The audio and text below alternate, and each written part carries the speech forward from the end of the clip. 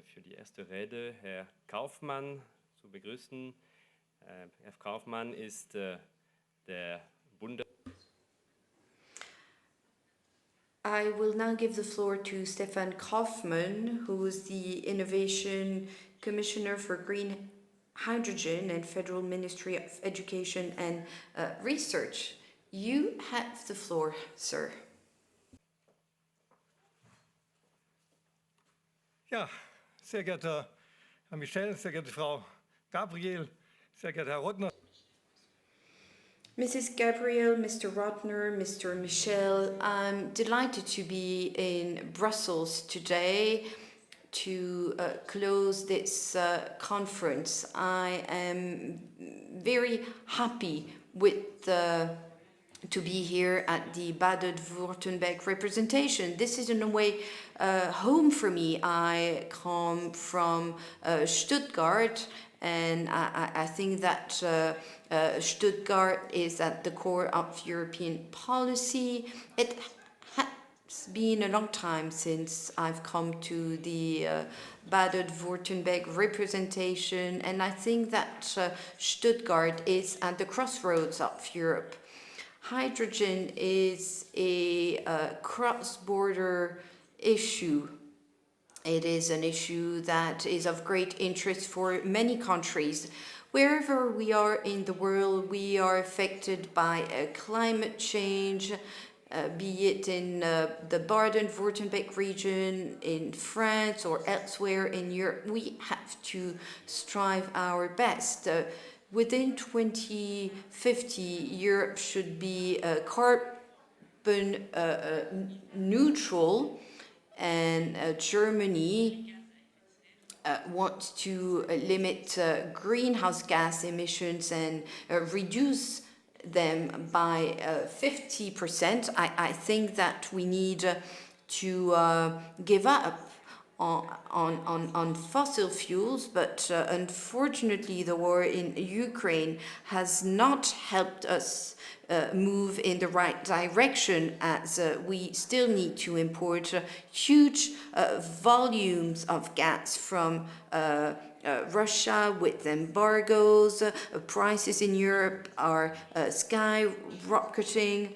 I think that, however, this war is the opportunity for us to operate the transition towards green and renewable energy, and it pushes us to use new types of energy. Europe will need to import energy in the future, as we will not have the capability to produce in Europe. So climate change gives us the possibility to be more self-sufficient, and the more we have hydrogen and green energy, the more self-sufficient we will be. I think that together we can set standards and provision to organize a hydrogen-based economy. We can create a European Union for hydrogen. I think that together we can be successful in what we will not succeed in doing alone. With the Green Deal, I think that Europe has set the right tone and the right trend. We need to speed up the process, and this is why we are expecting the EU report on renewable energy and on hydrogen. Germany wants to be a pioneer on the economic and technical aspects that relate to hydrogen. I think that we need to shift our economic model, and this holds a lot of challenges. There are many innovations in the field of hydrogen, and during our EU presidency, we set an agenda for research and innovation. In 2020 and 2021, a dialogue started in Europe to put forward an agenda for research and innovation.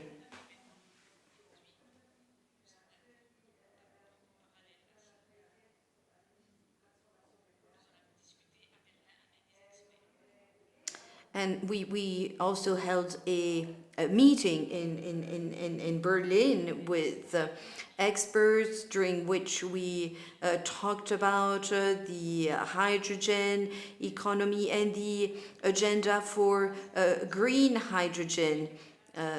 Future initiatives with the member states will be taken, and I think that these future initiatives will be the basis for our union. So I think that giving joint answers will certainly be more efficient. Now, of course, this green transition affects Europe, but also the rest of the world. And this is why we need to conclude partnerships.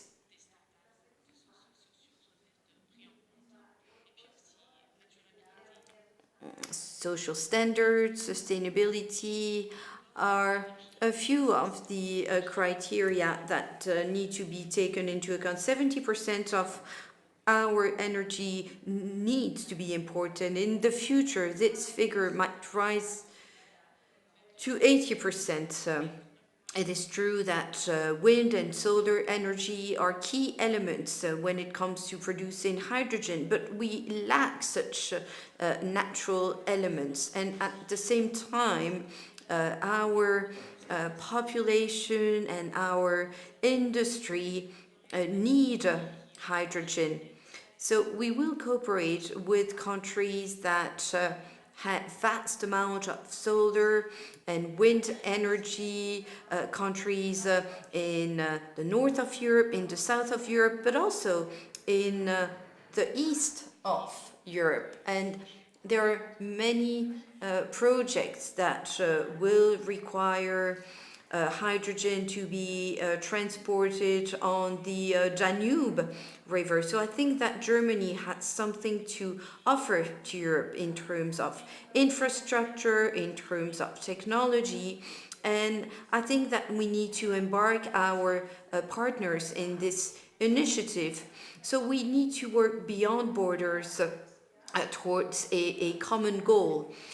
We have signed many partnerships with our French neighbor. There is a Franco-German assistance program which has been in place since 2019, and 9 European projects dedicated specifically to energy, with one project dedicated to fuel cells and others dedicated to hydrogen supply. Ladies and gentlemen, the meetings that took place both in Berlin and here are paving the way towards a European hydrogen economy. And with all the member states, we are eager to continue this journey together. Though we do not know exactly what is at stake throughout this journey, but I think that we need to highlight the importance of hydrogen. China, Japan are part of the same race, and this is why we need to move forward together. We have set very clear objectives together. There is a certain urgency to act to create a climate neutral future. Thank you very much for your attention. Un grand merci à Monsieur Kaufmann pour sa vision au niveau allemand. Thank you very much for that overview of the German position on hydrogen and innovation. We are now going to move on to Mr. Laurent Michel, from the Ministry of Ecological Transition in France. He's also the Director General for Energy and Climate, Mr. Michel, if you please. Hello, everyone. Can you hear me well? Hello, everybody. So first of all, I'm very sorry. Mrs. Barbara Pompili, the Minister of Transition and the Ecology, was not able to join us because she has a very full agenda these days. But I would like to thank the embassy and all the organizers for this event. It's a very rich event in terms of its dimension. It's a territorial event. It's a European scale event. We have the Grand Est as a partner. It was very interesting to have regulatory debates, legal debates, presentation of stakeholders, information regarding funding opportunities, and also the idea was to encourage people meeting and networking. First of all, hydrogen, as it was mentioned previously by my German colleague, hydrogen is all about strategy, but there are also things that have been evolving already. So before we speak of what's coming next within the European framework, and before we speak of what's happening in the future, since September of 2020, France has had a strategy. 9 billion euros will be dedicated to that strategy over time. So we want to create new electrolyzer possibilities. We want to decarbon our economy. We want to start with the direct use and the most energy efficient systems with new processes, and we want to defend new mobilities. The goal, the first step, is to achieve 6.5 gigawatts of electrolyzers installed by 2030 versus, so using only 30 terawatt hours of electric energy. So we can see a first project dynamic, territorial projects, 40 of which have been selected already for 80 megawatts of electrolyzers. But beyond that, the scheme with 275 euros has received even more money, and in September of 2020 we had a call for tender. We had 60 candidates with a lot of demands as well. So it really shows that our regions, our industrial stakeholders are very dynamic. But beyond those territorial projects, we're dealing with very large-scale projects. I'd like to talk about the European framework. Four framework projects have been identified within the IPCEI process. And I think with a lot of countries, we're really hoping that some decisions may be made before the summer. And that may represent a boost for technological projects with more than 1 gigawatt of electrolyzers installed, which would put us on the right path for our 2030 goals. France is ready to spend 3.2 billion euros to those IPCEI projects in partnership with different countries, and those projects will benefit from European support. We also know that we must, at the beginning, kind of feed into this project by supporting the production of decarboned hydrogen. In 2022, we will launch the first call for offers. We have already created some specifications, or we are preparing them now, in order to decarbon the industry, but also in order to stay in line with the regulatory evolutions at a European level at the moment. So beyond those strategies, they're not just French, those strategies, but we have a lot of measures that have been taken in order to go a little bit further. We have the first electrolyzer projects, and for that we need the availability of electrolyzers of high power capacity. So again, we're trying to enter into a virtuous cycle, creating projects that will feed into the demand, but that will also, that we want to make sure that that demand can be satisfied. So we need to work on supply as well. So we need to work on first and second generation electrolyzers. We have the high temperature electrolyzers in the pipelines as well, using heat. And we also have the fuel cells and the integration of such systems in trains and buses. We will try to increase demand. We know that quite a lot of work has been done already around industrial basins, Le Havre and Dunkirk in France, but there is quite a high demand elsewhere as well, demand for hydrogen for industrial purposes that can really help support the industry. So we will have to be able to work with other European regions all over the North Sea, but also we'll have to consider potential importation sources. So there are many points of views that are sometimes in contradiction. There are some regulatory frameworks that are a good frame and facilitate the emergence of such projects.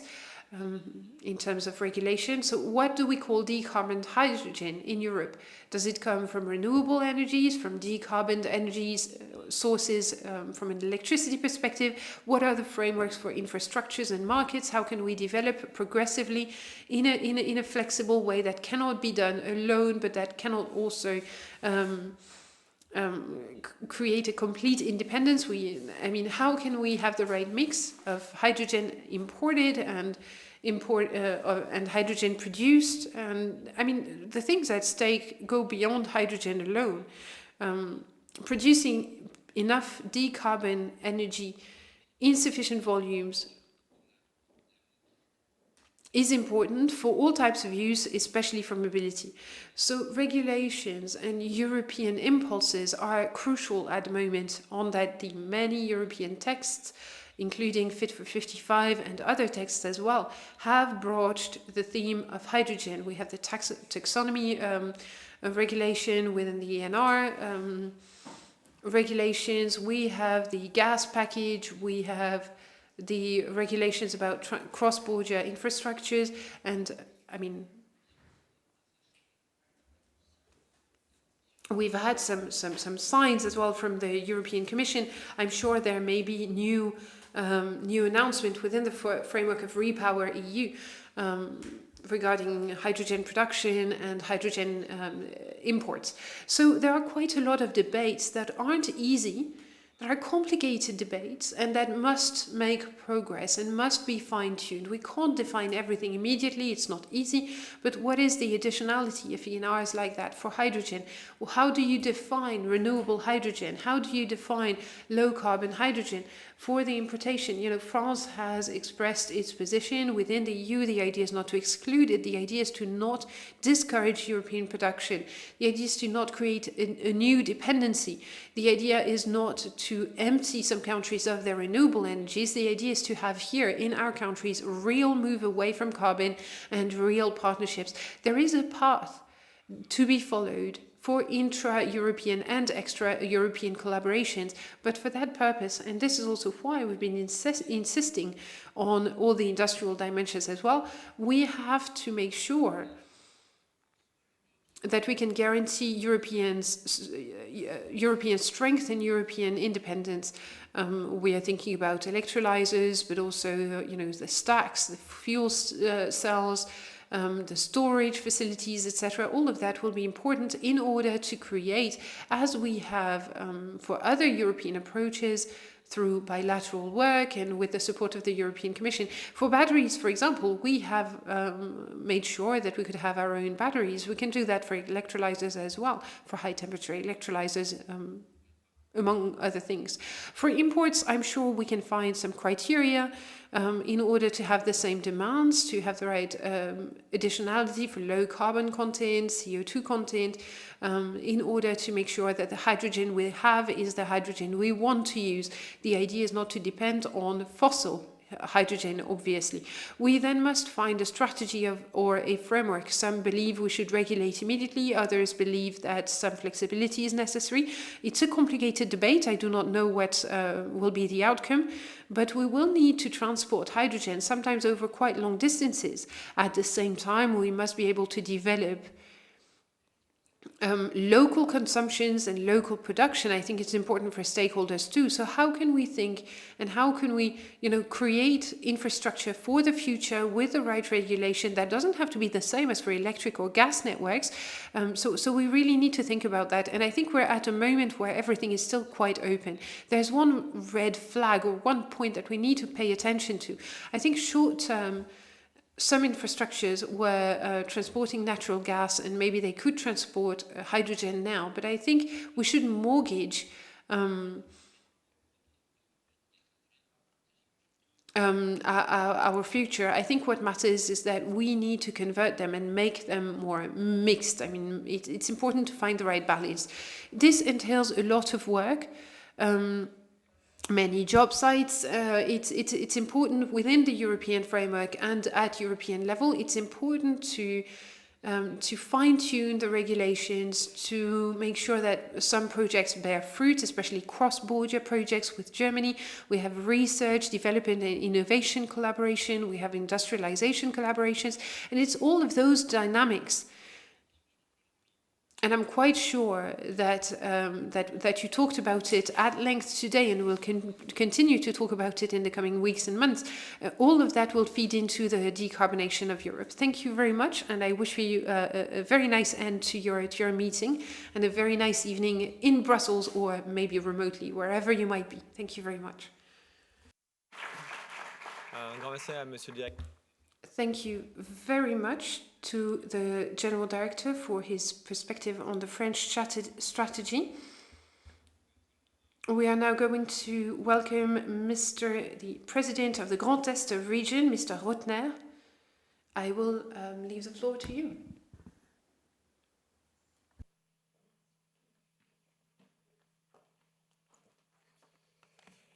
Merci beaucoup. Bonjour à tous. Thank you very much, and hello everyone.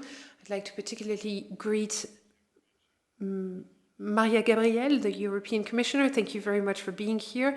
Thank you to the Ambassador for your presence at our side as well. Dear Mr. Kaufmann, thank you very much for coming here to explain, the German strategy to us. I'd like to thank really all of you, ladies and gentlemen, who are still here tonight, and those who had the courage to watch our events remotely. It's true that there were many speakers, very high quality, with Claude from Luxembourg. I mean, we spent part of the day together. We had a very interesting interview with the Vice President of the Commission, Frans Timmermans, who made it possible to discover some of the announcements that will be made tomorrow, but I don't want to spoil it for you, and so I won't. So, ladies and gentlemen, I am at the head of a region that is very lucky in that we're at the crossroads of Europe. We're at the heart of Europe. We experience Europe 24/7.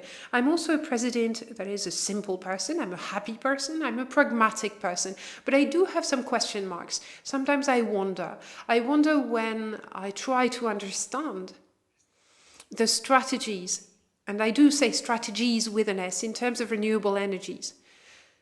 At a regional scale, I understand them, but at national, on the national stage, and on European scale as well. The war in Ukraine is upon us, and that has led to us having to take some responsibilities, and I think we can be proud of Europe. We can be proud of the EU, Ms. Commissioner. We can be proud of the decisions that have been made, important decisions made by the European Commission, by member states in a state of emergency. In a crisis, often, you tend to take bigger steps. And I think the debates that I have heard this afternoon have raised a couple of question marks. Question marks because I wouldn't like for Europe, same as what we have experienced a couple of years ago, in terms of artificial intelligence, in terms of digitalization, even before that, I wouldn't want for us to miss that bus, miss the train of renewable energies. I wouldn't want for other emerging markets to become the dominant power at a global level. Right here in Europe, we have all the strength we need. We have all the capacities, the capabilities, the intelligence, the research that we need to become leaders in this area. We must act fast. We must be agile, flexible, consistent in our approach, and we must sometimes also be a bit disruptive. We must put behind us, some of the heaviness of some member states, including France, and be able to move forward. This afternoon's debate this morning's debate and yesterday's debates as well, 2 days of debates about that theme of hydrogen and of cross-border cooperation is a riveting theme. It's riveting, and it's true because of the question that was asked before. You know, the organizers wanted to focus on our region, the region where we live, the region that goes all along the Belgian border from Dunkirk down to the Swiss border in Basel, with Hauts-de-France, Wallonia, Luxembourg, of course, with the Grand Est region, Saarland, Rhineland-Pfalz, and Baden-Württemberg. This is at the heart of Europe, and this focuses an academic approach with a lot of innovation, an industrial past, and today a region like my own finds it quite difficult to bounce back after the crisis, the industrial crisis that we've been through. But we can do it because of energy transition, because of our conversion to new modes of energy. And I think we have an appointment with history. And history will switch to renewable energies at European level.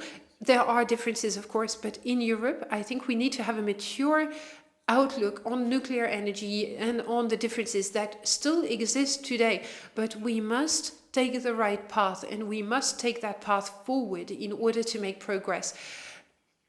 We need to think of hydrogen in a cross-border way, and that is extremely important because it would be easy, of course, to select a couple of regions. It would be easy to observe those regions in terms of standards, transformation, acceleration, hydrogen-related acceleration. That's easy, but doing it within a region or within a cross-border area is a lot more complicated. However, if it's successful, then all of Europe will win, because what is happening in-house, basically, in our regions, can be translated or copied in Bavaria, in Austria, in the Czech Republic.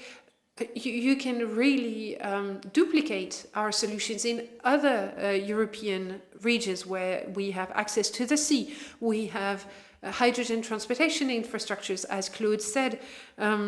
They are at the crossroads of 3 possible hydrogen pipelines that would be very easy to install or to convert. So we need to go in that direction. And today we have an appointment. It is necessary for us to make the EU something that simplifies our lives. We must use Europe and its member state in order to accelerate and to really be there. This is a historical moment, and we need to be there. Germany is a country that is an engine, an economic and otherwise an engine for Europe. They can produce 40% of their own hydrogen, meaning they need to import 60% thereof. So how can we do this? How do we do that inside the European territory? How do we do that and who do we deal with outside of Europe as importers or exporters? So those are questions that are very important, very rich. We've been talking about industrial relocalization, which reminds us also of what happened after the pandemic in terms of reindustrialization of our territories. So I think it's important to sit together for 2 days to think about what separates us, but also to think about the many, many common points that I heard about, to think about how we want to work together. And dear Claude, we will do that within the framework of the greater region, with Benelux, with the Baden-Württemberg region, and with our Swiss friends, although they are a bit further away from the EU, but they are our neighbors and they are our friends. So it is important, Ms. Commissioner, it's important for you to be able to join us tonight. I thought it was really important for us to be able to hear the voice of Europe that you represent tonight. I thought it was important that we should be able to hear that will to make progress, because our industrialists do want to move faster. Our citizens today, in the public actions that we're carrying out, they want to find reasons to hope. They need to find solutions in their daily lives that are implementable.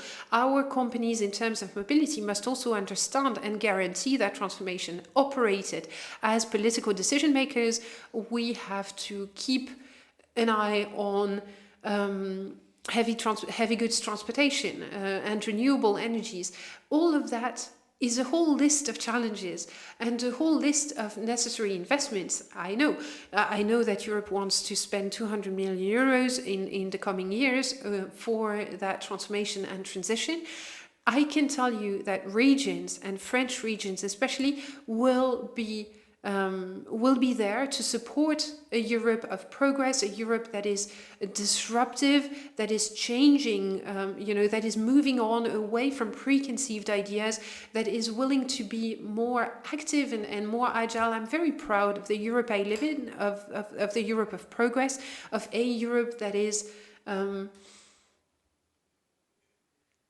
sadly again a victim of a war, but we must be able to win together. We must collectively work together, put our shoulder to the wheel and help. And so I'd like to thank you all for being here, for your participation, and I'd like to thank you for feeding into that very necessary progress so that we can move towards a more renewable future. Thank you very much.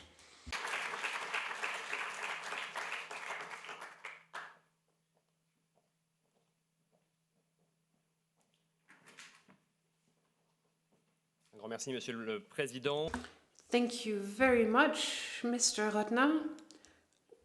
It is now time for us to conclude today's meetings. We heard so much about research and innovation. We spoke solely about that yesterday, as a matter of fact. We heard quite a lot about how necessary it was for the youth to take matters in their own hands. And we're very, very happy to welcome the European Commissioner for Research and Innovation, Ms. Gabriel. The floor is yours.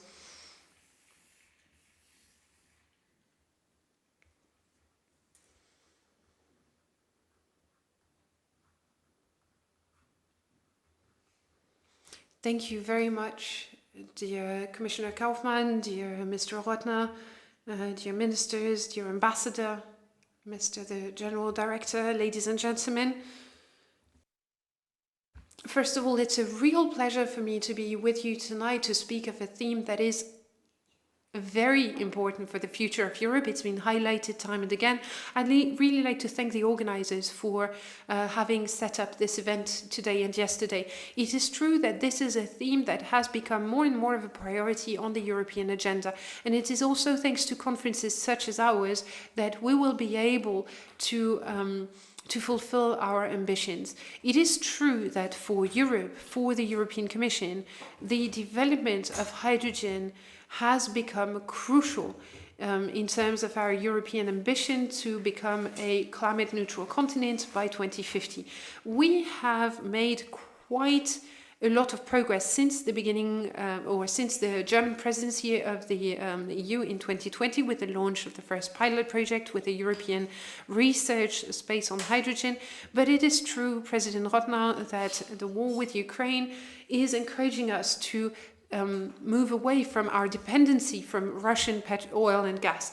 The geopolitical situation has forced us to update our strategy, to update our investments, and to update the pace of innovation as well. Of course, nowadays our estimates are we have to change our estimates. We know that we will need more and more hydrogen production by 2030, but research and innovation at European level have been mobilized. And I think that's really very, very positive. We do not start from scratch, do we? For the past few years, research and innovation have been mobilized at European level with the Horizon 2020 program, and common enterprises about hydrogen have been funded. The most important thing is that they have demonstrated the reliability of hydrogen as a fuel and as a storage solution on a large scale. More recently, you may remember the call for proposal of Horizon 2020 for the European Green Deal. That has made it possible to have not a direct contribution of 1 billion euros, to me, this call was the first direct contribution at a European level for the European Green Deal. But what matters especially for us is that within that call for projects, we have seen projects being born that are very specific and that make it possible for us to be more confident that we can indeed accelerate the production of renewables in Europe and that we can use them on an industrial scale. Regarding Horizon Europe, Horizon 2030, we are continuing our efforts. We are working with the private sector, with the Green Hydrogen Partnership, and we must continue to find out more about the partnerships and to make it better known. This partnership supports research and innovation throughout the value chain, the hydrogen value chain that is, from production to the final user. And it is focused on the production steps, storage steps, and distribution steps. The goal being to make hydrogen or clean hydrogen more competitive and to support the leadership of European industries in that sector. Now, what is the budget? Because, of course, that has been mentioned time and again. There is no intervention without somebody saying that it's necessary to invest massively. This partnership for the moment has been funded with €1 billion by the European Union. Partners from research and the industry will provide about the same amount, and by 2027, just for that partnership, we have €2 billion at our disposal. 2 calls for proposals were launched on March 1st for a total amount of €300 million. The first will be on May 31st, the other one on September 20th. I hope that each and every one of you in the room can be our ambassadors and make sure that those calls are well known throughout Europe, so that we may not just have answers from some people who know the program by heart. The next call for 2023 will have a budget of about €400 million thanks to our cooperation with the private sector. Beyond that, in order to increase the impact of our actions, we have been working on the development of synergies with other partners. It is true that we don't always think about that, but when you have a look at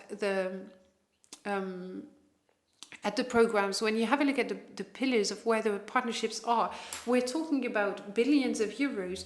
And one of our weaknesses so far is that the partnerships we worked on were kind of working in silos, at least to some extent. It's important for the investment to be massive. It's important for us to not to have to reinvent the wheel every single time, that those partnerships should work together. It's important for us. Here we have partnerships with the industry, with the transportation sector. We have clean aviation as a partnership as well. That springs immediately to mind when you start thinking about clean hydrogen and what must happen, including in that area for Europe to remain a leader. So, as you can see, Europe is strongly committed to developing hydrogen economy at an international level. This commitment is also, and I do wonder how many people in the room have actually heard of the Innovation Mission. So this is an initiative for which, or in which the European Union is very committed. Now we also have a specific mission regarding hydrogen that the Commission is co-chairing, and I think it's something that people may not think of spontaneously, but we must position ourselves first and foremost as Europeans. But it is true that we have some partners with whom we've been working. We've been working with them for a long, long time, and I think now the time has come to identify our partnership as a partnership based on value, based on a clear approach, and from the very beginning, we need to avoid some of the issues that we have encountered in the past, because we know what the pitfalls are. So I think it's very important for us to highlight the benefits of this mission. I know that it's not always easy, but I think it's very important for us to seize every opportunity we get to work together more intensively, including at international level. President, you mentioned Repower EU already. It is true that we are preparing this package. The idea being to set up concrete actions to get out of our energy dependence from Russia. And this plan is also, or entails, more international partnerships, new international partnerships, because we cannot exit one dependency and enter another. I think we all must keep in mind, although dependencies do not always look like one another, we must think and be wary of that. So with Repower Europe, we will be sending a very clear signal, and it is now time for us to accelerate in our activity in favor of green hydrogen. Repower EU recognizes that this is necessary, and I'm very happy that many member states, 15 to be exact, have already started investing massively in hydrogen production within the framework of their national recovery plans. I'm thinking specifically, I think here what really matters is to really have everyone on board, and I think that we all must work together. It's been said, in order to create markets and to create a real hydrogen economy, and this is what we have been doing through hydrogen valleys everywhere. So again, Bulgaria, Slovakia, Poland, do be there and do listen to that. It's very important for us. The hydrogen valleys are the real cradles of innovation in our regions. Those valleys are independent ecosystems. They cover the whole value chain from production down to the end user, via transportation and the development of hydrogen based applications. Today on the EU territory, we have 23 of those hydrogen valleys that have been integrated. Et de doubler ce chiffre.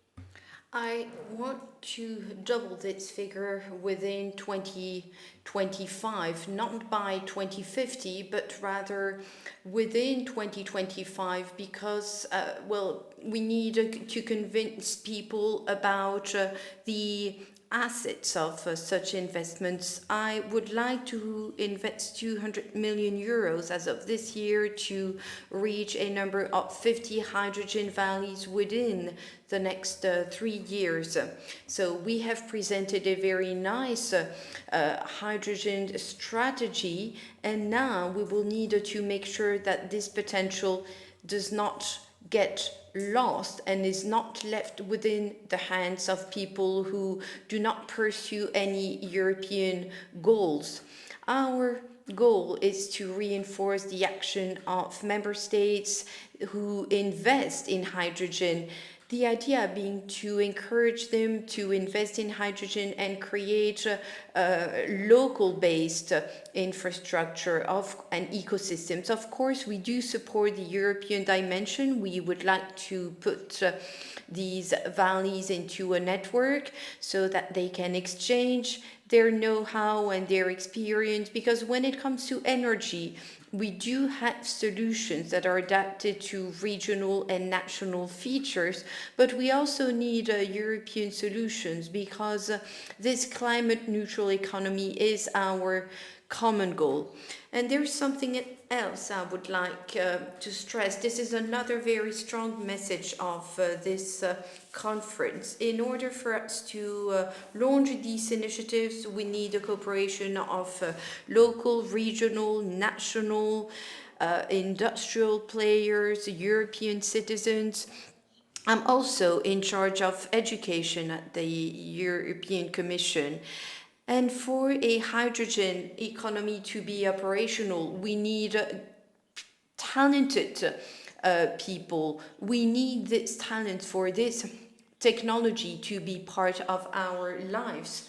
The development of the European hydrogen chain will generate 1 million highly skilled jobs within 2030 and more than 5 million within 2050. And Europe must train all these people that will acquire new skills, but also of those who already work in the sector of hydrogen. And there's one project I'd like to mention, the European Hydrogen Skills Alliance. This project is supported by the Erasmus Plus program. I think that we need to make it more popular.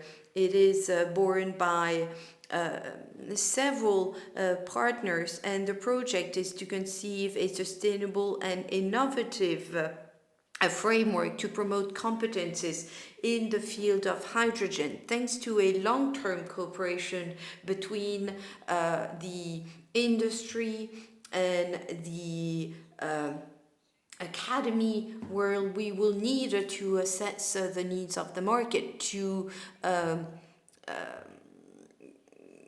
design tailor-made programs.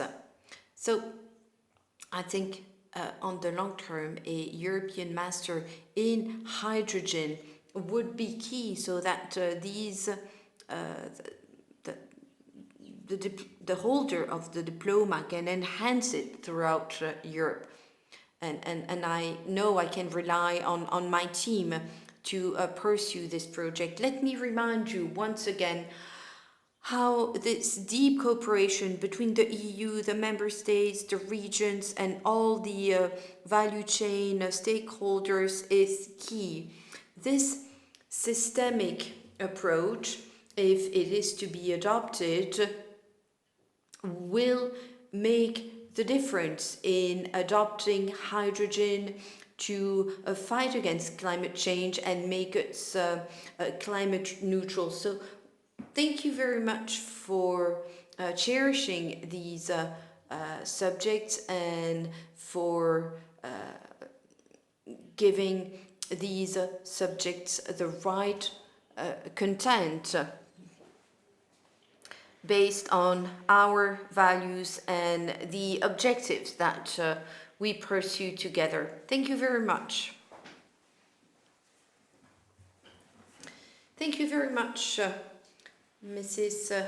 Gabriel. You have spoken in favor of a committed Europe, a Europe which is committed towards hydrogen and towards cross-border decarbonation. This was the purpose of our conference, promoting decarbonation and hydrogen. You're now invited to have a drink, to continue your networking activity and have a strong say in our decarbonation efforts. Thank you and enjoy your evening.